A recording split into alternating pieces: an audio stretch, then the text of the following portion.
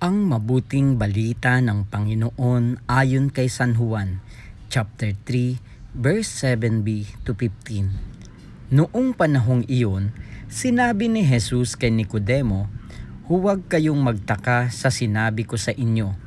Lahat ay kailangang ipanganak na muli. Umiihip ang hangin kung saan ibig at naririnig ninyo ang ugong nito. Ngunit hindi ninyo alam kung saan nanggagaling at kung saan naparoroon. Gayon din ang bawat ipinanganak sa Espiritu."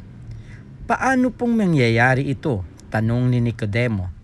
Sumagot si Jesus, "Guro pa naman kayo sa Israel ay hindi ninyo nauunawaan ang mga bagay na ito?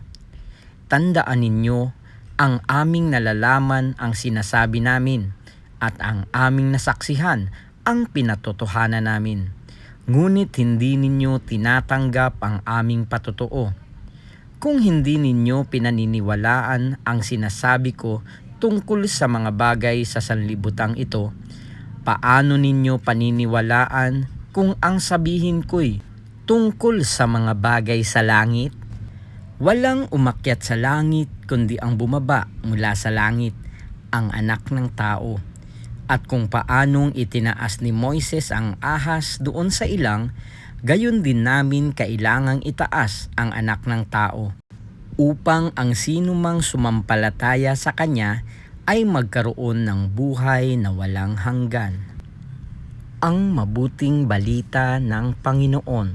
Pinupuri ka namin, Panginoong Hesukristo.